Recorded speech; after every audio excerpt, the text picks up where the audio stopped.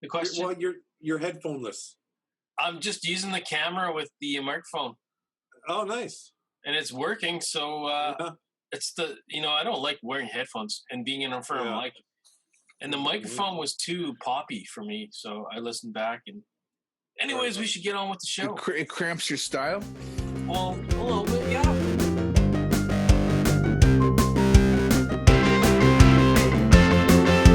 Primarily Critical.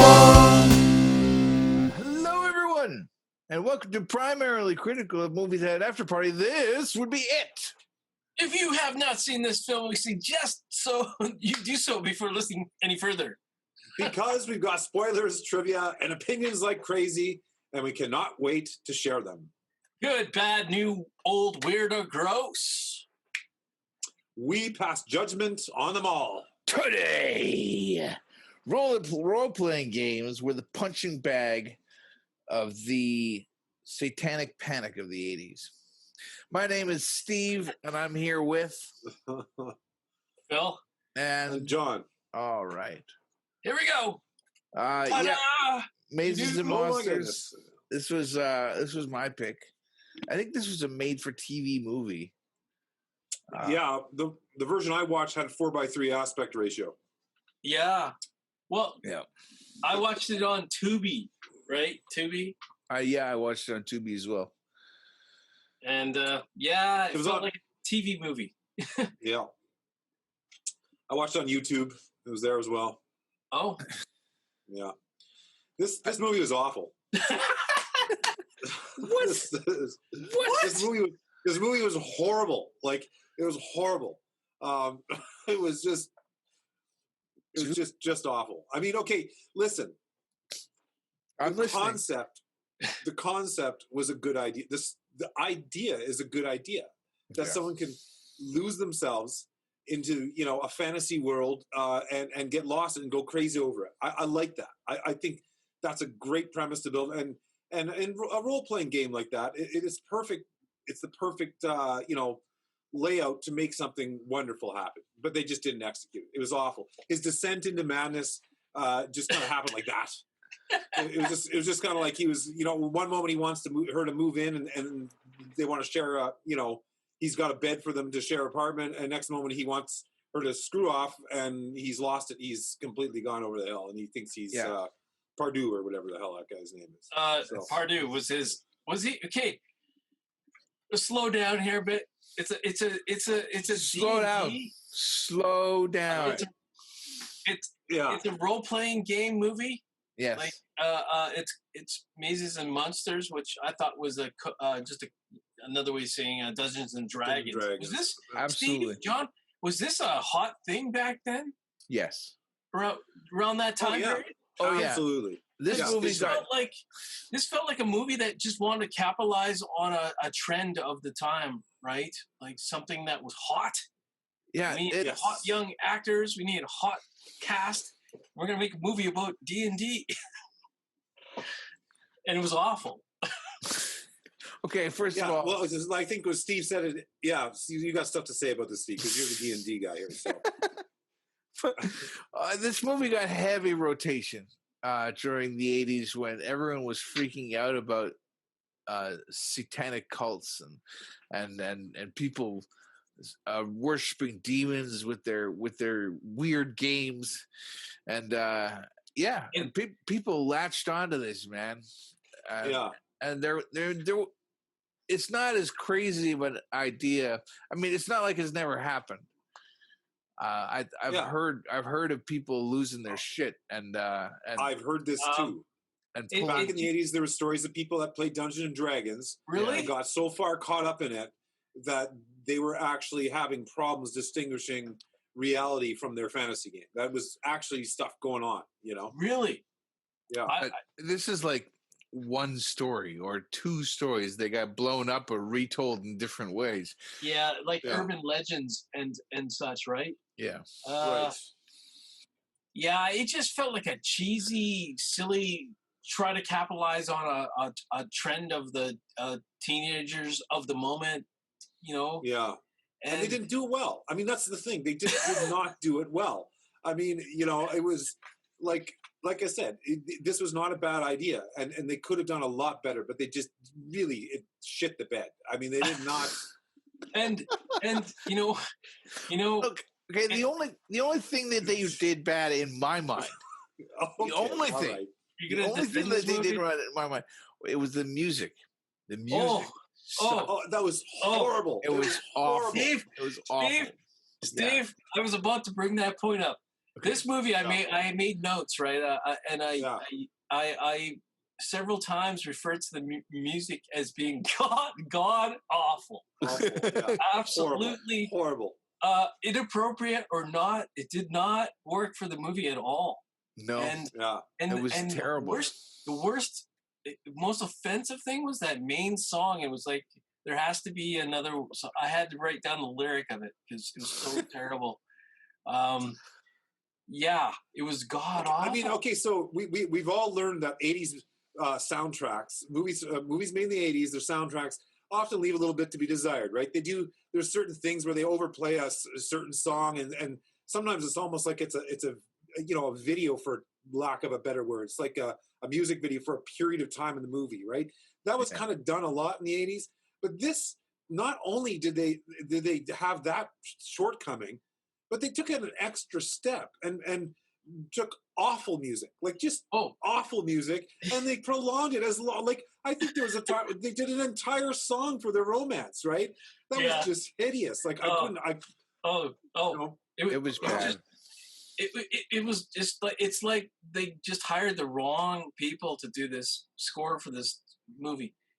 And the lyric was, God damn it, that whatever may happen song. It's whatever may. It was just terrible. It was like it was shit. Bad. And I can't imagine. Like, I thought overall, if you wanted to make this movie cool, you would have tried to get like some cool artists of the time, like Blondie or the Cars, or I don't know, David Bowie or something. Something a little more hip, Something more hip. You didn't even try. It was just awful. No. Okay, so what was good about this movie, Steve? Because I'm really curious. Like, what? Give me something. Well, Tom Hanks. Listen, I'm not a fan of this movie. I am not a fan of this movie. I'm just saying it was made for TV, and I didn't think it was quite as awful as some of the other movies I've watched.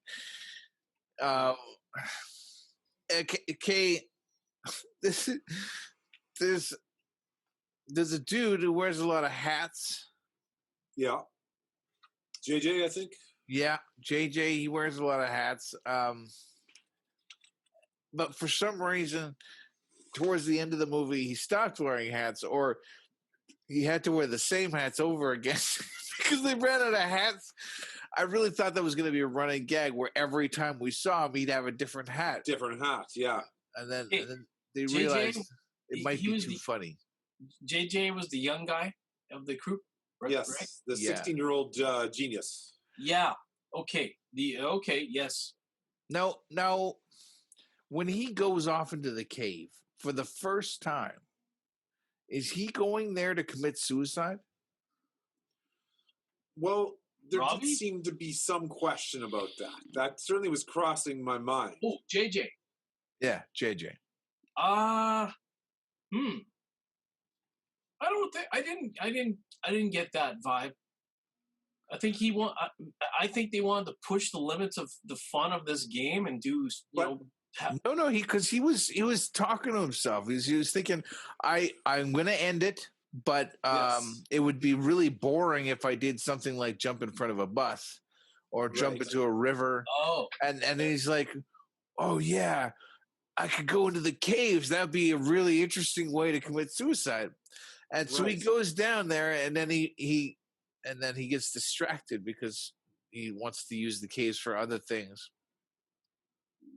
And because you're right. I believe the reason he came up with the caves, the way the movie played out, was that the whole reason that he got involved with the caves because he was trying to think of how to commit suicide, right? Yeah. And the caves came to idea. Exactly. So I agree with you. I think he was going there to commit suicide, and that sparked a an idea. Yeah. At the beginning of the movie, they seem to be. Well, I was trying to block out the music, but they seem to be establishing all the characters as having these previous conditions, like the pretty boy. He can't seem to. Tough life. This guy. Yeah, right? he doesn't. He can't seem to get his head around what he wants to do with his life, and he has this problem with all these women being attracted to him, but they're not the kind of woman that he's looking for. Yeah, and the real good kind of women he's looking for just would think that he would never be into them. Yeah, it's like, oh, boo hoo, boo hoo. Daniel, boo-hoo. Daniel, yeah. Fuck Daniel. Yeah, fuck Daniel. Sorry, go ahead. Oh, just overall, the it's just like an all-white cast that's just privileged. Like, do I feel sorry for any of these people? And by the way, the casting of everybody, all their parents were so old. Did you notice that? They're just these old parents, and like they're supposed to be like 20-year-olds, right, or something? Right. One's supposed to be 16 even, yeah. Yeah, it was weird. But they're all like privileged kids, right? Or they're not. Well, yeah. Even JJ. He's like bitching and moaning about how big of a nerd he is or something. And he has like 5 parties where his dorm is completely packed. Completely packed. I know. And then there's like standing room only. Yeah. Yeah, that was odd. That was so un-COVID, that party. They had no idea. Got to bring it back to COVID, huh? Yeah, 40 years later, that would not fly. But yeah, I don't know. JJ's mother, what the hell was she thinking with the white room? I don't do. She says it's like some kind of designer or whatever. Who the fuck thinks that's a good idea in any time period? Like I don't know. That was ridiculous. You know how easy it would be to sanitize that room? Oh. Everything's tiled.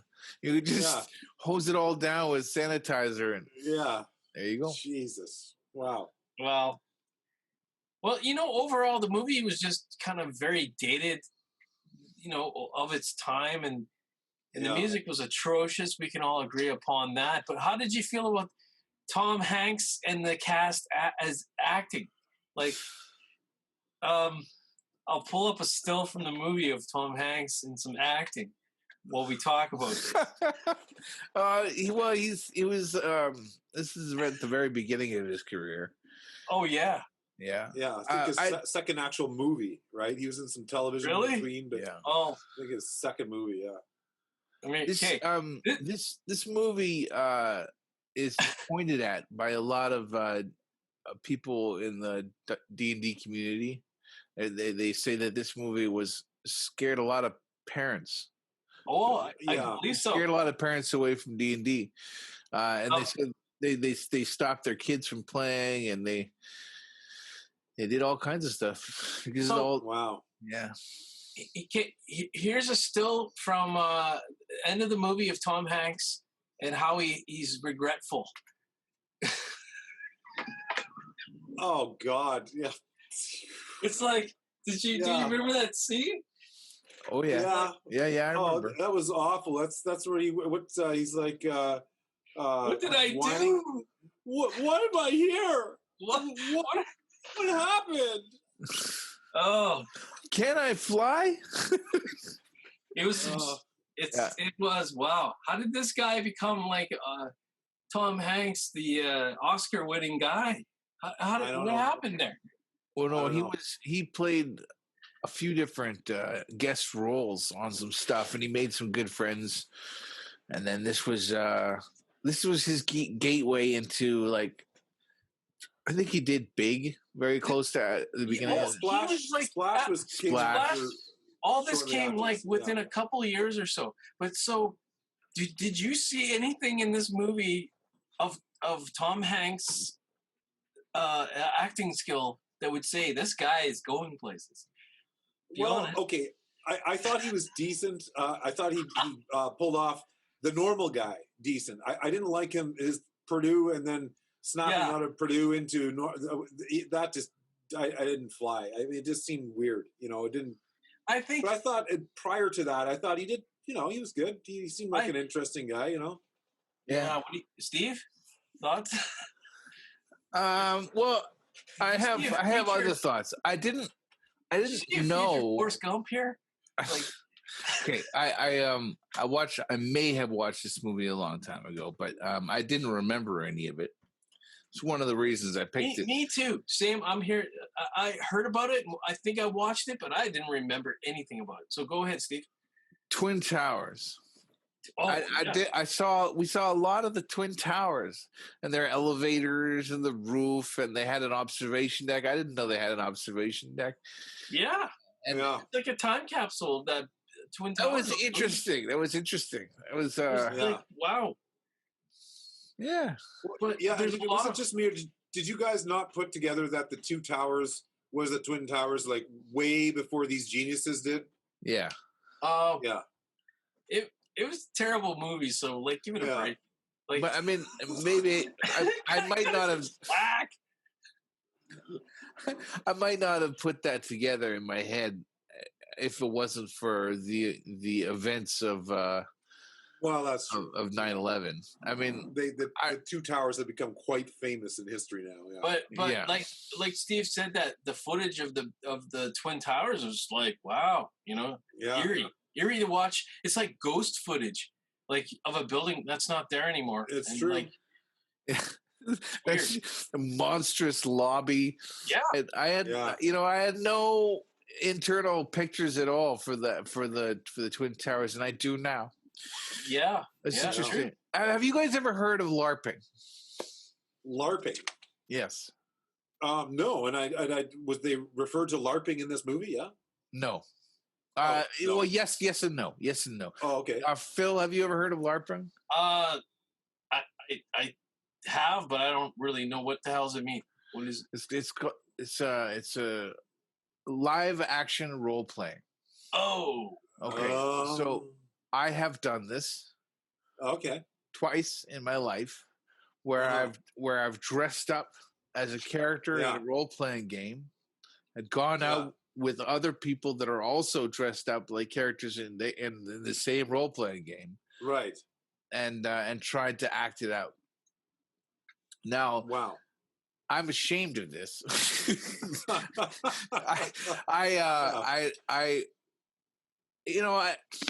I wanted to try it, and a lot of my friends were into it at the time, and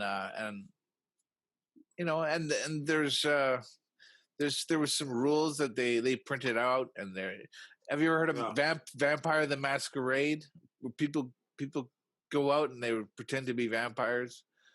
Yeah, I think so. Yeah. Yeah. Anyway, this is a thing. This is a thing that happens. Yeah, sure. Yeah. So LARP.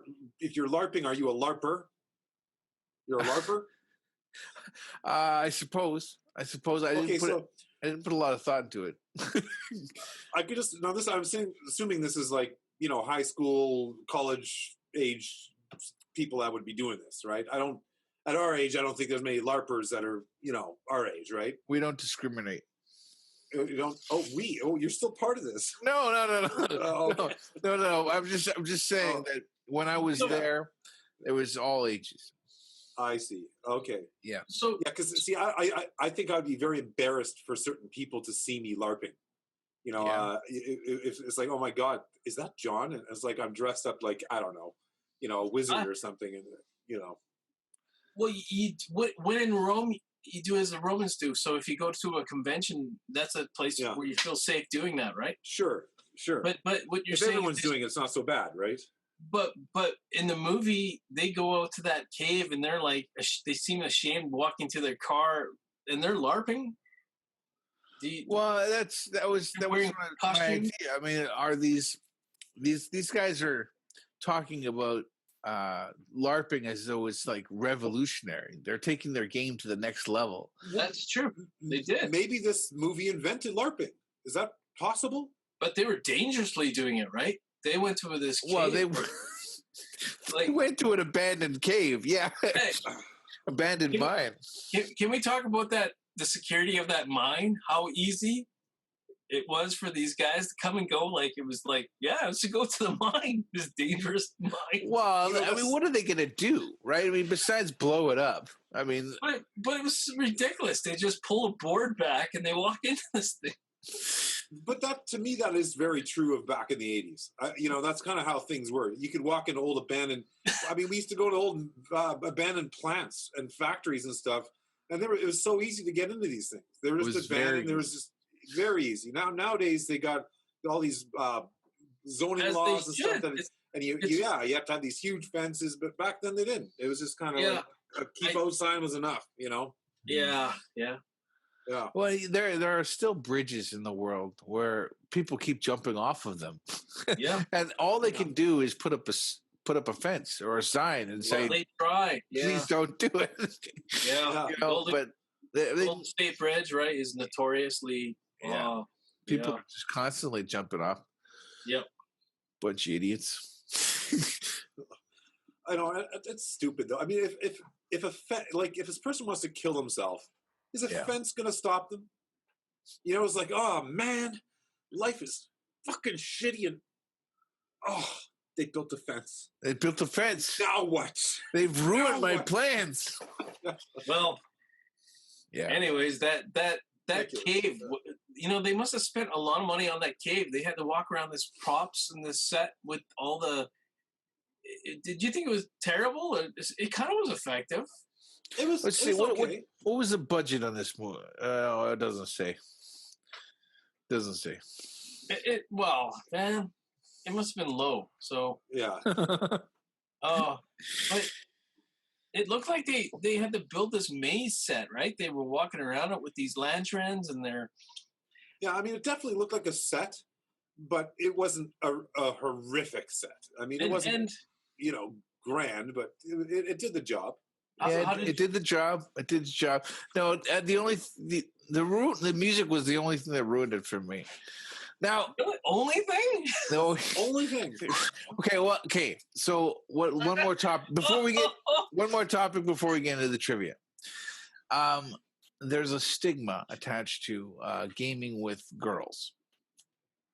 Oh. Now, I've never had a problem gaming with girls. Sure. But I have run into problems gaming with couples because they bring their I'm older now.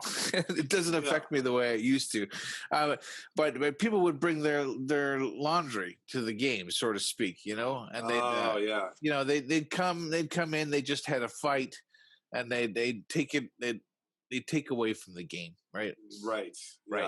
Yeah. And but yeah, I've never had any problem gaming with girls. Phil, do you have problem playing games with girls? Girls? No. Okay. I've enjoyed my time, both video gaming and board gaming. With the opposite gender? Yes. All right. John? Yeah, well, you know, I play board games all the time with my wife, and we have a lot of fun doing it. And so, you know, I don't have a problem with that at this age, but certainly I think there would have been a time where, like you're talking about, that it's not like I would think games, but just any activity when that friend that's in a cup relationship, they show up and they're fighting, right? I've actually experienced weekends where we couldn't even get a plan, like we're going out to, you know, a cabin, and we were thinking we'd go do this. Well, she doesn't want to do that. He wants to do that. Now they're fighting about it. Now they're in separate rooms, and you're sitting in the middle of it all going like, what the fuck? You know, like, I just want to have some fun here, guys, right? And so I can picture that if at that age, if I was trying to do something like LARPing with these people, I could see how that'd be very frustrating. Yeah, it's very frustrating. Yeah. But what's her face? Kate. She seemed just fine. She seemed like a nice young lady. Yeah, she seemed very nice. Yeah. She did say that one guy, Daniel, he was so pretty, right? Yeah. She said, "You're so pretty. I thought you were too pretty for me." What a backhand to the other guy, Robbie. Yeah. Oh man. Okay. Can we talk about the ending of the movie? How, like, poor Robbie goes back to his home. Yeah. and he's still. I thought at the end he was gonna just like play with them and say, "I'm just kidding, guys. I'm better now." But he keeps going with the whole fantasy role-playing game thing, and then the friends, so-called friends, just give into his delusion and go with him for a last ride. I'm like, that's awful. Yeah. Is it? Was it? And then, well, and why didn't the mother warn the friends? Like the mother's like, oh, he's doing really well, and I was blah, blah, blah. No, she's not doing well. He still thinks he's in a fucking game. You know, you send these people back there that are actual players in this stupid game, and you don't even warn them about it. Like, so all of their parents seem to be a little detached. Yes. Well, yeah. And they're all old. Like, what's the deal? I don't know. Like, they seem like they had these kids when they're 50. I don't know. I don't know. Phil, you seem preoccupied with age. I am, but it was just a weird casting, like of parents in this movie. All right, fair enough. Fair enough. Just weird. Shall we get into this trivia? Sure. All right. This is the first lead role for Tom Hanks. Wow. Unsubstantiated IMDb trivia. Well, IMDb, I looked up and his filmography. This is his second movie ever that he appeared in. Now, he had some television things going on in between that first movie and this movie. But this is actually the second movie ever that he was in, according to IMDb. So, there you go. Yeah. This guy. Yeah. This guy went on to win like 2 Oscars. Yeah. This guy. Yeah. Looks like he's got a saggy diaper that leaks. Jesus. I don't know. I love Tom Hanks. Absolutely. But this movie was not his fire moment. And I honestly think it wasn't his fault. It was just direction and lack of everything. And the music. Lack of music. Yes. Yeah. It threw him right off. It was the music. He knew the soundtrack was going to be awful. The music did it in. Couldn't focus. Yeah. Okay, who's getting next trivia here? Sorry. I'll take it. Over the course of the film, JJ wears 8 different hats and changes hats 14 times. So he does actually start cycling them, obviously, right? As you pointed out. Yeah. When we meet him, he has a pointed Spetsnaz hat. Yeah. And wow. And then every time we see him after that, for the first 10 scenes, or I guess obviously 8, he's got a new hat. And I guess at some point they said, well, they might have trouble taking him seriously. Maybe we should tone that down a little bit. I don't know. It was ridiculous, guys. It was ridiculous. Yeah.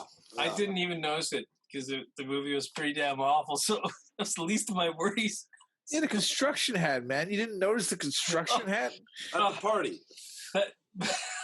Yeah. I'll take the next trivia here, I guess. Yeah. This film is clearly a social commentary on the Dungeons and Dragons controversy occurring during this period. Steve, there was a controversy, like you said, satanic. Yeah, satanic panic of the 80s and early 90s. I didn't. Yeah, and you know what? My experience was the heavy metal music is satanic music of the time too, right? Like that I think fed into it, right? Like Motley Crue imagery of satanic stuff. There was a major fear of Satanism in the 80s, for sure. Yeah, and it was parents, like really like religious parents, like freaking out because their kids were starting to like show those tendencies, right? Yeah. Yeah, and you know, some people made a lot of money with that. Marilyn Manson made a lot of money with that. Oh, sure. Yeah. Alice Cooper. Yeah. Oh, yeah. Do you want me to take the long one? Holy shit. No, it's okay. All right. Rona Raffis. Rona Jaff. Rona Jeffs? Maybe? I don't know. Yeah, source novel was probably inspired by the disappearance of Michigan State University student James Douglas Egbert III, who was thought to have gone into the college's steam tunnels to play a live-action game of Dungeons and Dragons. In reality, he had gone there to commit suicide. Oh. There you go. In fact, his depression probably had nothing to do with role-playing games, but was likely brought on by the pressures of school, drug addiction, and other personal issues. The truth of Egbert's disappearance didn't come out until William Deere, a private investigator hired by Egbert's family, published his own account of the incident 3 years after Jaff's novel was published. It could be argued then that Mazes Monsters was born of a public hysteria based on an urban myth surrounding Egbert's disappearance. Okay, wait a minute. Wait 1 second. Hold on. Rona Gaffey? Okay. She wrote a novel. I was going to say, and then Steven Stern, he directed it. I wonder what else Steven Stern directed. Well, after this movie, yeesh. Probably not much. Well, I really hope that Haggard Hardy doesn't get any music credits? Yeah.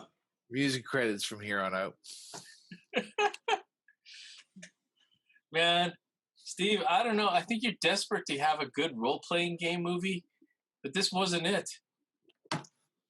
Desperate? Well, what about this says I'm desperate? I don't know.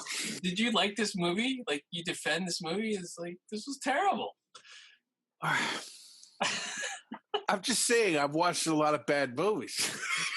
Or is it just nostalgia? This isn't one of them. Oh, this is nostalgia for you, right? This feels like... well, I suppose. Yeah. Yeah. I think I understand the feeling. There's movies that you feel like Crossroads. You guys didn't necessarily like Crossroads, that guitar movie. But for me, it was like... It was a warm spot movie. Yeah, sure. Sure. So this is your guilty pleasure. You don't know me. I'll tell you what my guilty pleasure is. Matrix. Oh, yeah. There you go. That's a very good movie, though. You know. Yeah. Oh, at least one of them. Yeah. Okay. I'm not so guilty about that. I'll come up with a movie that everyone hates. Crawl. I liked Crawl. That you guys. I thought Crawl was okay. You know, it was okay. It didn't age well, right? Yeah. There's movies. So this movie just didn't age well. It probably was not good at the time it came out, and it just is even worse. There's nothing that makes me go, wow, you know, that Tom Hanks guy is going places. I didn't see that, right? It was just, who knew?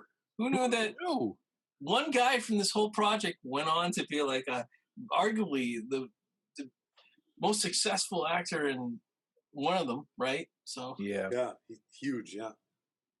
Who knew? Who knew? Life is like a box of chocolates. All right. Moving along. I have one more question for you, Steve. And I don't want to pick on you here, but why would you pick this movie to discuss with me and Phil? Because your other group are all D&D players, right? They've all had their time playing D&D. Yeah. So I was thinking, why us? Because we're not gonna, you know, we're gonna miss something here. I think, you know, maybe it's lost on us. Here's usually I don't pay attention to which movie I pick with which group. Really? But there are times where I think, yeah, these guys might agree with me too much. You know, and these guys might not agree with me. I don't want people that don't agree with me, right? Right. You want a little more controversy, a little more, make the podcast a little more interesting. Yeah. Well, yeah. Steve, I propose you pick this movie with the other group and see what happens with their review. I would be dying to see if they. I'm not going to. No, that music was painful. No, but you know what? It was. They need to share in our pain of watching this movie. Next week, Monday at noon, we're covering Hillbilly Elegy, and that was John's pick. John, if you'd be so kind, could you please tell us why you picked it? Well, as always, it's just as simple as watching a trailer. So I watched the trailer and it intrigued me. You know, I love watching movies about dysfunction. That's a guilty pleasure of mine. You know, I like intimate looks into families of dysfunction. So yeah, that's about it. All right, cool. I can't wait to talk about it. I can't wait for you to join us. This is Primarily Critical. I'm Steve. I'm Phil. John. And please join us next week, Monday at noon. Bye-bye. Bye-bye. Bye-bye.